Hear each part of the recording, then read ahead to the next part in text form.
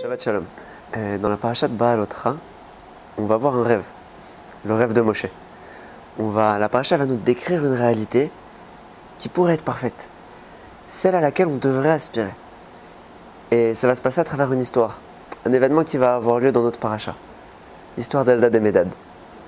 Alors on doit comprendre que Moshe, il sait qu'il va partir et qu'il ne pourra pas accompagner les Bnei Israël en Israël. Il ne pourra pas les faire rentrer sur leur terre.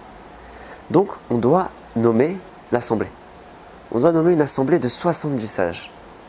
Donc, on va demander à chaque tribu d'envoyer 6 personnes. Les 6 personnes les plus qualifiées de chaque tribu. Sauf que rapidement, on voit que 6 x 12, ça fait 72. Il y a 2 personnes en trop. 2 personnes, et donc, il va y avoir un tirage au sort. Un tirage au sort dans le Ham Israël, entre ces 72 personnes. Et qui seront rejetées de l'assemblée. Les 2 personnes qui sont rejetées, c'est Eldad et Médad. Et donc, pendant qu'on est en train de mettre en place les 70 sages, il va se passer un événement incroyable et très surprenant. Au sein du camp, Eldad et Médad, qui n'ont rien de particulier au final, vu qu'ils n'ont pas été sélectionnés, ils vont commencer à prophétiser. Et là, on a 2 personnes qui vont réagir. Yoshua et Gershom. Yoshua ben Nun, l'élève de Moshe, et Gershom, son propre fils. Et ils vont voir Moshe, ils disent Moshe, il y a une catastrophe dans le camp. Il y a ces 2 personnes, il y a Eldad et Médad que tu as rejetés, ils sont en train de prophétiser dans le camp. Quelque part, ils sont en train de te remettre en question. Ils sont en train de remettre en question ta direction, le fait que c'est toi qui diriges le Ham Israël. Il faut les emprisonner, il faut les arrêter, il faut faire quelque chose.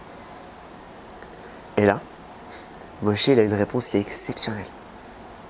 Et là, à ce moment-là, peut-être que pour la première fois dans toute la Torah, et peut-être même la seule, on va voir la vraie volonté de Moshe. On va voir ses pensées, ce que lui, il espère. Il va regarder son fils et son élève.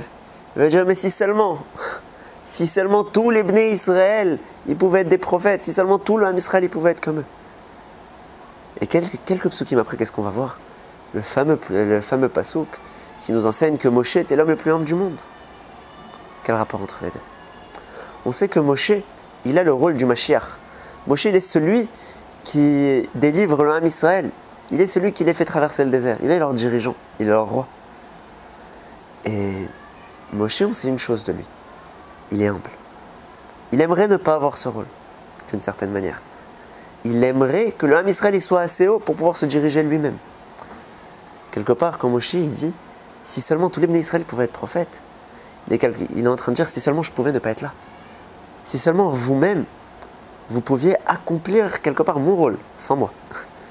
Si vous pouviez seulement avoir cette envie dans votre cœur de parler à Dieu, d'être proche de lui, d'accomplir sa volonté, sans que j'ai besoin de vous unir, sans que j'ai besoin de vous guider pour le faire. Mais c'est mon rêve. Si seulement c'était possible. Et quelque part, ça c'est le message pour nous aujourd'hui, pour le Ham Israël. Les Chachamim nous enseignent que le Mashiach, il est représenté, il a le visage de tout le Ham Israël. Tout le Ham Israël s'identifie au Mashiach. Dans un monde où absolument tout le Ham Israël veut faire Retzon Hashem plus que tout, même si on avait été rejeté du camp, entre guillemets, rejeté de l'assemblée, et qu'on a tellement envie d'être proche de Dieu au point qu'on va en arriver à la prophétie, alors à ce moment-là, quelque part le Mashiach, on n'en a même plus besoin, on est en train d'accomplir son rôle. Et ça, c'est le rêve du Ham Israël. C'est le rêve de Moshe. Et ça devrait être notre but. Avoir cette volonté au fond, du plus profond de notre cœur, énorme, de réaliser la volonté d'Hachem, plus que tout, à l'image d'Eldad et Médad. Chazak Baruch.